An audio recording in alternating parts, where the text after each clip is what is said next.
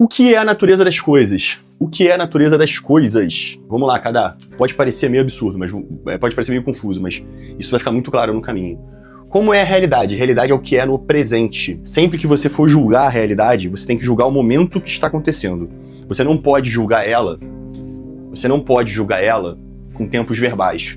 Como deveria, como você quer. Você tem que julgar como é. A realidade, né, é como é. Ah, o cara sacou e meteu uma arma. Mas tadinho, ele teve uma infância difícil. Não. A realidade é ele sacou e meteu a mão na arma. Deu pra entender? A realidade, ela é brutal. Cinismo. Tem que ser cínico na hora de você avaliar a realidade. É o fato presente. Você bateu de carro. Você não pode deixar tua mente ir. A natureza da coisa é, eu bati de carro. O fato é esse. Como eu vou dar significado a ele é outra coisa, mas eu não posso tentar... Mas não deveria ter tido esse acidente, eu queria que fosse diferente. Isso agora não interessa. O que interessa em cada momento é a natureza do fato. As coisas como são. E essa é a grande característica. Ela é o presente. É como é. É como é. E aí, quando a gente fala em pessoas, é uma escolha individual de cada um. Eu vou trabalhar melhor isso. As coisas são como são. É como é. Mas quando se tratar de pessoas, ela é um resultado das suas escolhas pessoais. Mas ainda é como é. Você se relaciona com uma pessoa que te trai, que não consegue ter um relacionamento fiel, não sei o quê. Ela fez as escolhas que levaram ela pra isso. Você vai entender isso ao longo da aula. Ela pode mudar? Pode. Como cristão, você não tinha que nem questionar isso, porque o cristão, ele tem que ser... Se não existir arrependimento, não existe cristão. Então, todo cristão, ele tem que acreditar no arrependimento. Mateus, perdoe 77 vezes o seu irmão. O cristão, ele... Beleza, mas tu não é cristão, Kadar. Beleza, não precisa ser. Eu tô te falando... O cristianismo, a gente pode tratar como uma filosofia, mas vamos tratar como não cristão. Todo ser humano tem o livre-arbítrio. E o livre-arbítrio permite, em dado momento, e eu vou te mostrar isso aqui, alterar o seu comportamento. Em dado momento, mas nesse momento é o que é. Então, o Kadar é um cara maneiro, mas o Kadar foi, te deu um soco na cara. Não cabe você ficar agora pensando, por que isso aconteceu? Não deveria, não podia. Agora te cabe se defender e se proteger. O fato presente é o que importa. Isso é a natureza das coisas. Quando a gente falar em coisas, a natureza das coisas, a gente tem duas diferenças filosóficas. Coisas e ser. E é isso que a gente tem que entender. Coisas é tudo aquilo, e aí vem, se não me engano, é Descartes. Descartes, ele fala, penso logo existe. Cara, quando ele falou isso, quando eu li isso a primeira vez, quando eu comecei a estudar pra concurso da polícia, eu tive acesso a pensadores que eu não conhecia. E aí o Descartes era um deles, e aí penso logo existe. Eu achava uma idiotice, sabe? Quando eu vi o Mário Portela, acho que é Mário Portela, ele falando, penso logo existo, e aí eu ficava, cara, eu não entendia. E penso logo existo nada mais é que ele praticando o cinismo pra entender qual é a diferença dele para uma coisa. Então, uma coisa é tudo aquilo que não tem consciência. Então, o que faz alguém ser é pensar que existe. Então, uma mesa, a gente chama de mesa. A gente trata como mesa. Mas ela pode ser um corte de açougue, ela pode ser chamar de escrivaninha. Ela é aquilo que a gente chama, porque ela não tem consciência para se autodeclarar. Você tem. A partir do momento que você tem consciência que existe, você começa a ser um ser e não uma coisa.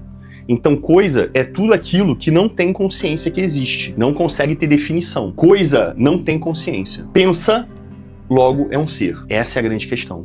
Quando a gente for tratar as relações de natureza das coisas, a gente tem que entender. As coisas são como são. Uma águia é uma águia, uma cobra é uma cobra. Um cão pastor é um cão pastor. Uma ovelha é uma ovelha. Isso é como é. Porque eles são coisas, eles são animais. Eles são inconscientes da sua existência. Eles só são reflexos de impulso e adestramento. Nós, por mais que possamos ser, em um dado momento, tal tipo de comportamento, ou como Jung definia, um arquétipo, nós podemos transitar entre vários arquétipos. Então, eu ensino isso no curso, né, na fase de armas do planejamento, que você tem que ter vários arquétipos. Então você vai ver o Kadar no trabalho, mentalidade de soldado, de liderança, de general. Você vai ver o Kadar em casa, samaritano, tranquilo, sem estresse. São características diferentes. Você vai ver o Kadar na sua rotina igual um monge, fazendo repetição. São arquétipos que eu adapto à minha realidade, eu ensino isso no curso como fazer, para me ajustar para performar melhor. O ser humano, por ser, por existir, por pensar, ele escolhe o que é melhor para si. Pega isso. Então, o ser consciente ele tem capacidade de escolher o que é. Escolhem o que são. As coisas, elas são imutáveis. Ela não escolhe. Uma cobra vai continuar sendo uma cobra, um leão vai continuar sendo um leão. Eles não vão transmutar de leão para cobra. Mas você, nos seus arquétipos, nos seus comportamentos, você pode alterar. Se você fez a Semana do Ego, você sabe, né, que como você se demonstra para o mundo é tua máscara, o teu arquétipo. Mas, como você se demonstra no mundo, é como você quer que o mundo te descreva, como você quer que o mundo... E aí vem uma grande questão. Eu ensino esse nível entre coisa e ser, essa distância entre coisa e ser, diversos filósofos e estudantes que buscam, né, vão convergir no mesmo tipo de comportamento. Platão vai chamar a diferença de um para outro em 3 almas. Aristóteles tem uma definição de cabeça, estômago e coração. O Olavo de Carvalho vai chamar isso de camadas da personalidade. Tem outras literaturas. O Nietzsche vai falar da diferença do homem fraco para o Ubermensch, o super-homem. Eu criei uma metodologia no curso que eu chamo Horizonte de Consciência. E aí você tem um marcador que vai do 1 ao 10. Mas entenda, filho, entenda. Isso é o meu método de traduzir esse nível de maturidade. O que é o nível de maturidade? Expansão de consciência. Quanto menor, na minha metodologia, quanto menor for o seu número de horizontes de consciência, mais você é coisa. Cíclico, egoísta, mimado, escravo. No RC 88 e no RC 188, eu falo um pouco sobre isso, tá? No 80 também. São 3 RCs que eu trato esse assunto. Então, quanto menor for o seu nível, mais você é egoísta, cíclico. O que quer dizer cíclico? Porque a coisa, filho, ela é escrava dos seus desejos. Aqui é a alma extremamente pequena. Alma pequena. É a alma refém dos prazeres, refém dos vícios, refém de uma mentalidade que não cresce. No máximo que ela faz é se manter, mas ela não cresce. Por quê? Porque ela é egoísta, cíclica, mimada, refém dos desejos. Então, o primeiro horizonte é fisiologia, no segundo horizonte é necessidade de controle. Eu não lembro exatamente cada um, mas assim, um é necessidade de controle, o outro é busca da felicidade, outro é busca por aceitação, outro é busca por status, outro é busca pelo resultado. Cada busca dessa, filho, de um horizonte, reflete um medo que você precisa superar. Mas as pessoas não querem atravessar o seu medo. E aí elas ficam presas naquele horizonte. Elas não desenvolvem a consciência livre.